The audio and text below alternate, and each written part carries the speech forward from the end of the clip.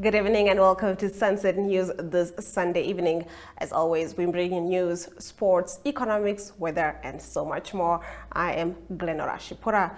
Getting into the news tonight, during a rollout of community service orders at the Karasburg Magistrate Court and Ariamsvlei Periodical Court last week, it was revealed that a total of 3,129 offenders have been sentenced to community service since 2010. Of this figure, 2,781 offenders had completed their CSO by the 31st of December 2023, representing 89%.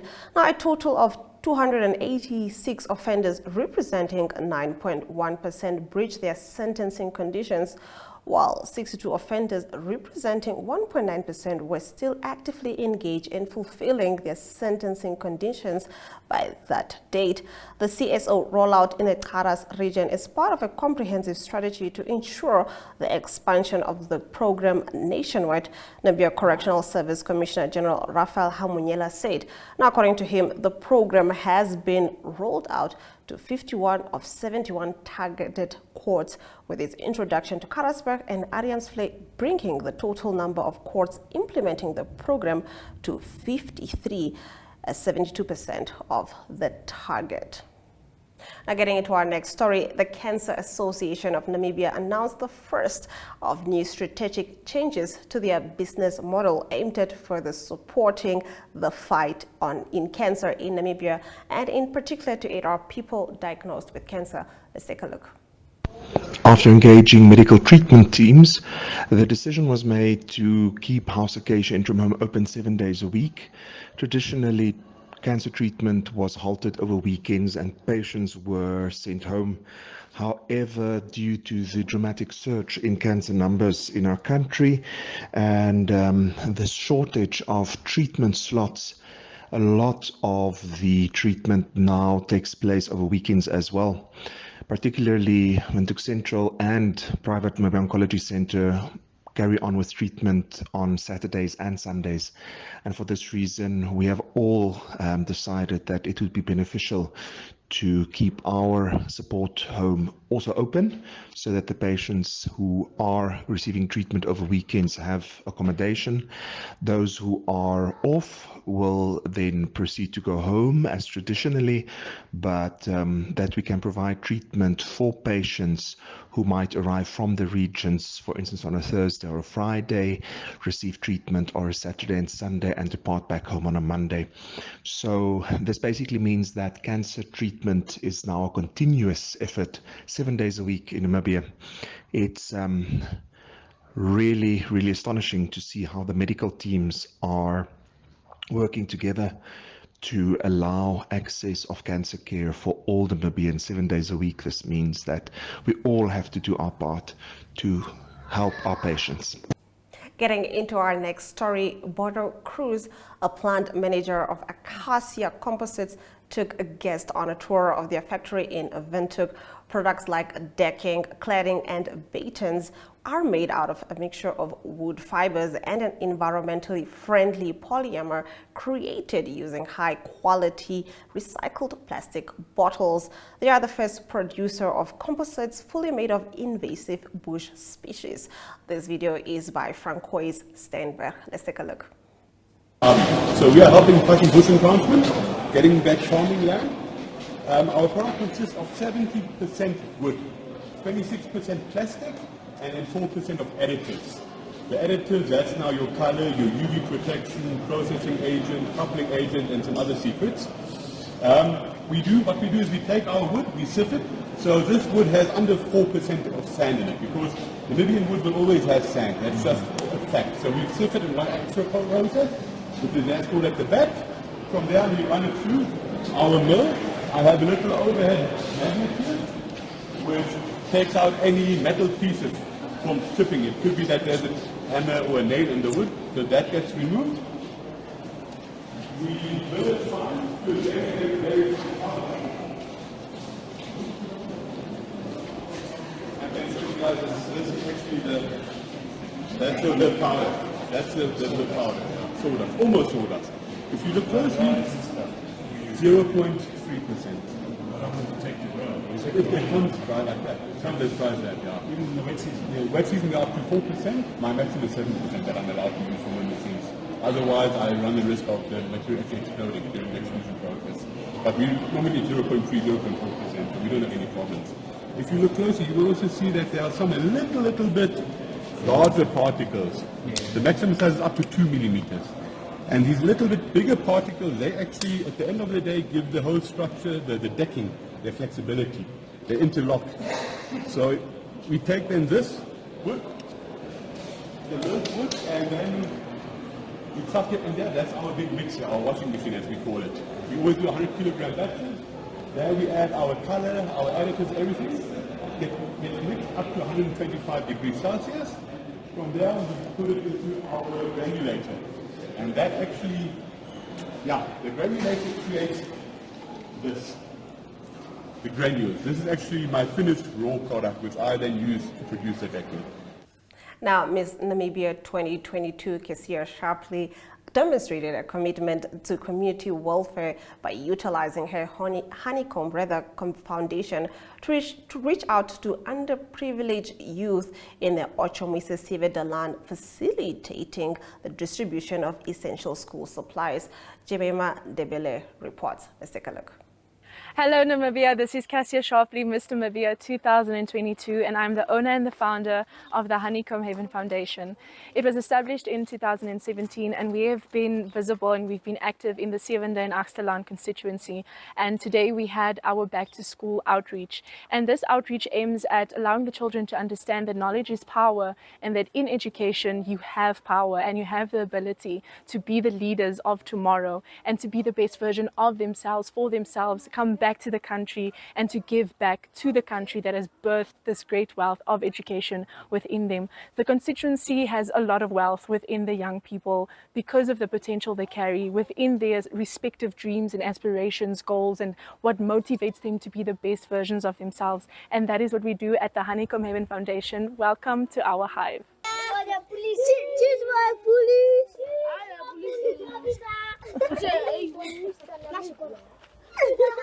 My name is Antisina. I'm the CDC of Yokohama area in Zevendeland from the Kommersdal constituency. Vandaag het ons 20 kinders hier gehad. Baie van die kinders, meeste van hulle, of you can say the hele 20 kinders, they don't have any stationery because it's January. Many of parents are not working. Parents is not getting anything even to buy stationeries. So I'm very much happy for Ms. Sharpley to come around and dish out the stationeries to these kids. Because I think it's not just because I think there's a big smile on every face who was here, even on the parents, to say thank you, God. God has sent Summer Angel to give the stationeries to my kids because they really don't have anything. And we really always appreciate her because she's always coming around when in the time of difficulty, she's always there to help and reach out. That brings us to the end of our top stories. In our community talk segment after the break, we take a look at India commemorating their 75th Republic Day. To stay with Sunset News. Neo Paints has established a 67-year Namibian legacy, creating personalized paint solutions that blend quality and innovation for the Namibian people. We pride ourselves in being a 100% Namibian-owned company, investing in our country and our people by employing and empowering true Namibians. With every brushstroke, Neo Paints commits to our quality guarantee and always delivering a coat of excellence. At Neo Paints, we always stay true to our country. We are as Namibian as you.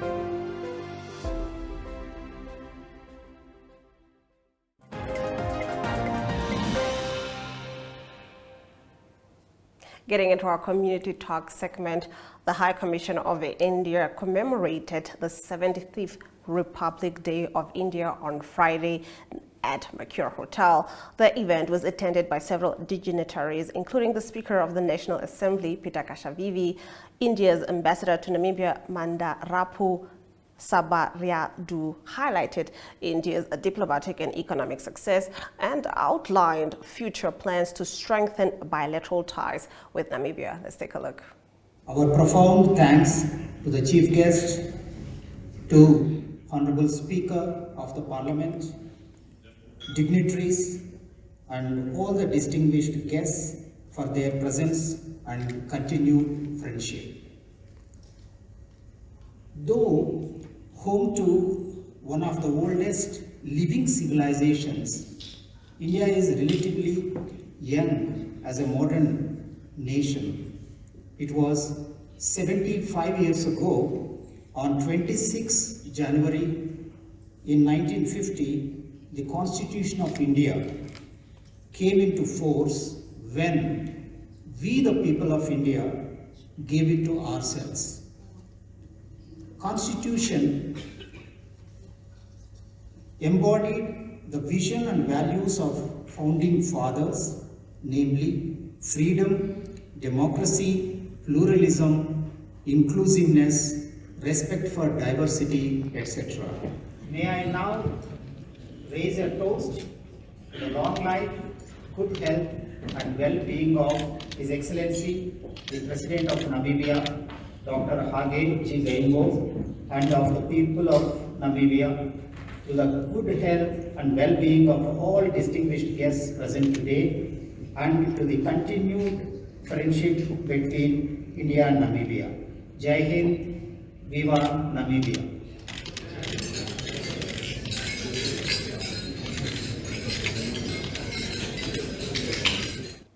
Up next, we take a look at what's been making business headlines in sub-Saharan Africa. But first, a quick ad break.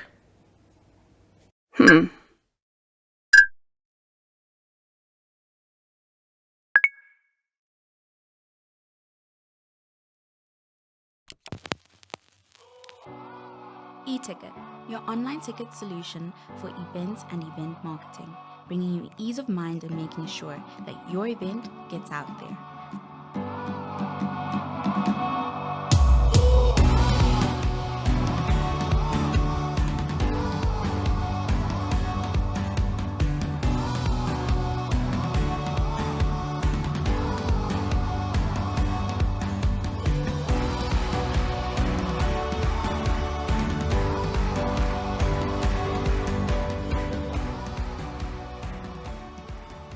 For more information, contact events@nmh.com.na.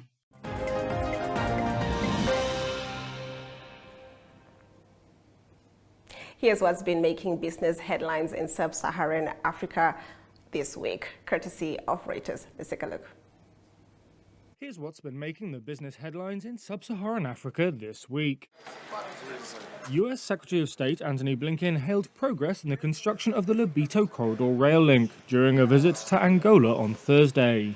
It is moving faster and further, I think, than we even might have imagined.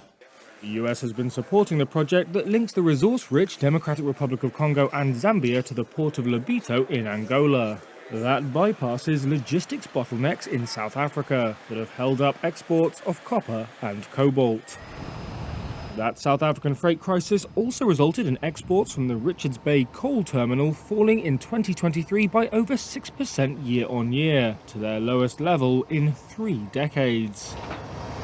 State-owned freight rail and port operator Transnet has been struggling due to a shortage of locomotives and spares, as well as cable theft and vandalism. Also on South Africa, Israeli airline El Al on Friday said it was suspending its route to Johannesburg at the end of March. That's after South Africa accused Israel of the genocide of Palestinians in a case heard at the World Court. An El Al spokesperson said Israelis don't want to fly to South Africa. Ethio Telecom on Tuesday posted a 14% rise in half-year profit.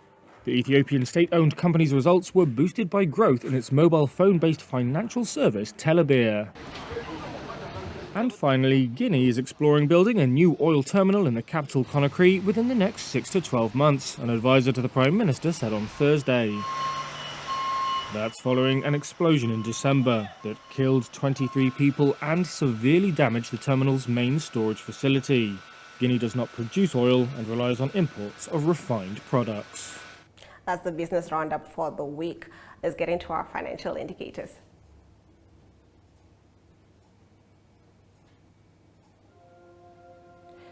The Namibian dollar trades against the British pound at 23.78, against the euro at 20.35, against the US dollar at 18.76. 2 Namibian dollars and 61 cents gets you 1 Chinese yuan. On the commodities market, gold and copper went down, while platinum and Brent crude oil went up. Brent crude oil trading at 1.64%, going for $83 and 46 cents per barrel. After the break, we tackle our international news. Welcome to My.NA Cars, your ultimate destination for everything automotive. I am your host, Diana Master. Teamwork makes the dream work, right? Discover the latest models, innovative technologies, and expert insights from our passionate hosts. Learn essential maintenance tips and get exclusive behind-the-scenes access to the automotive industry. Don't miss My.NA Cars on NTV every Thursday at 2100 hours. Tune in and ignite your passion for automobiles.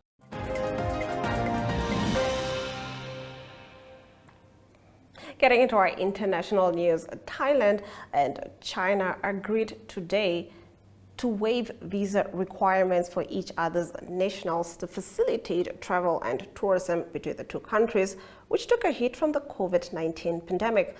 Thai Foreign Minister Parni Badianukura and his Chinese counterpart Wang Yi signed the mutual visa exemption, which takes effect on the 1st of March at a ceremony after a meeting in Bangkok.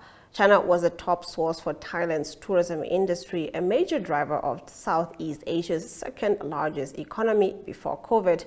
But the return of Chinese tourists to Thailand has been slow. The number of Chinese tourists to Thailand plunged to 3.5 million last year from 11 million in 2019 before the pandemic. Beijing and Bangkok also pledged to speed up the construction of the China-Thailand Railway and work together in combating transnational crimes, Wang said. After the break, we'll be getting into our weather predictions. To stay with Sunset News. We are all seeking connection to each other, to the world, to the spaces we exist in.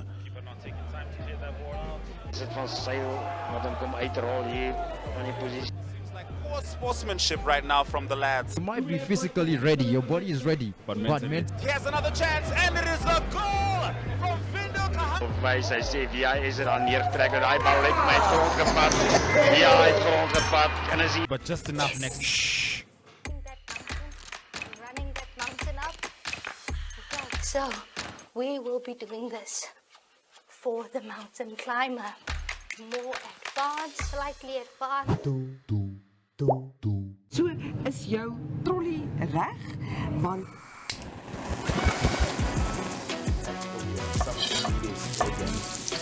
I love that. I love that. So then kickstart our countdown at number 5 with this one. Op Netwerk TV se Klets Kompas gesels ons nuus van 'n Maandag tot Donderdag. Ons kyk ook na die weer en meer. Stories wat jou raak en stories wat saak maak. They've made a mistake in denying me bail, and they've made several other mistakes in many other cases. The channels that teach us something new or reflect our expression. So it goes beyond switching to the right station. It's about choosing the experience that can adorn the present, dressing it with our tastes as we expand our preferences, because what we are actually connecting to is boundless, limitless human energy. And this is the spirit of NTV.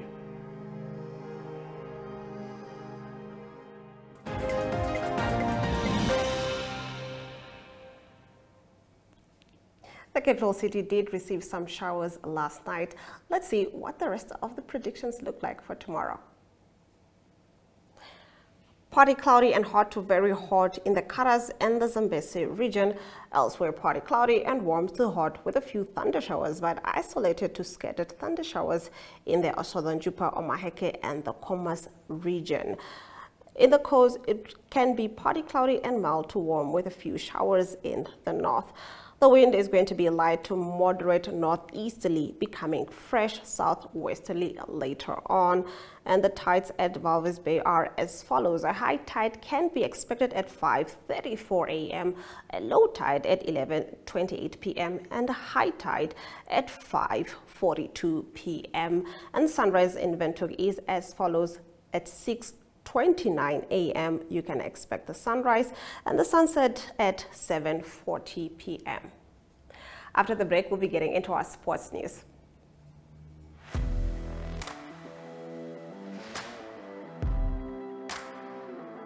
Hello and welcome to today's Sports Rep Show. I am your host, Jesse Jackson Kauraita.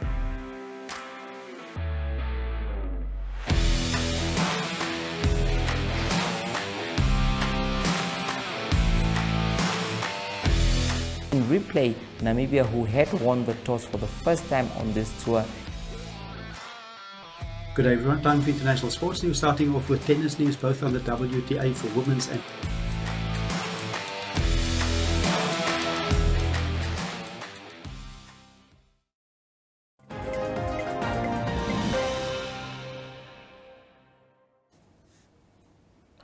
Sports Rep brings us an update from Coach Colin Benjamin about the Namibian soccer team. Let's take a look.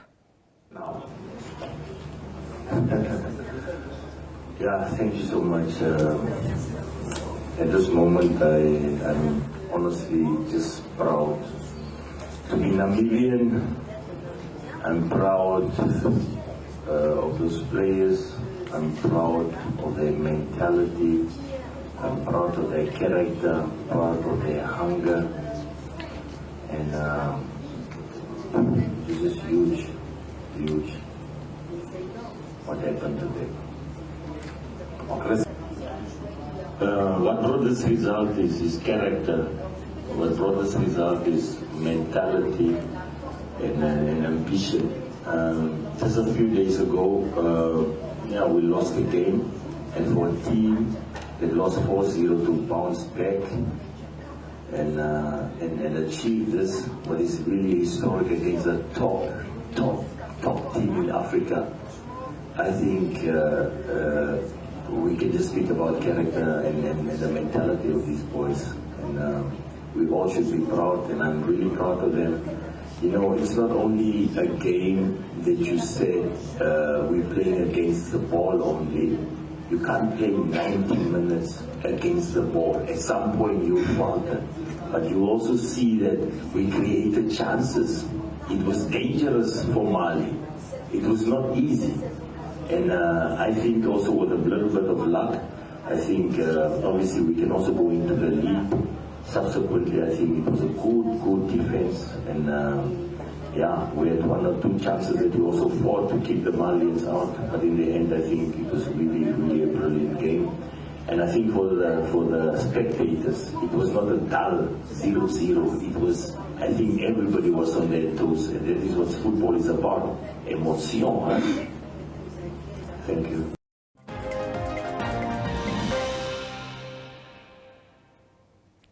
Well, Namibia played against Angola last night and lost 3-0, so the boys will be coming back. But nonetheless, we are very proud of the brave warriors. With that, we've come to the end of the broadcast. From me, Glenn Rashipura, until next time.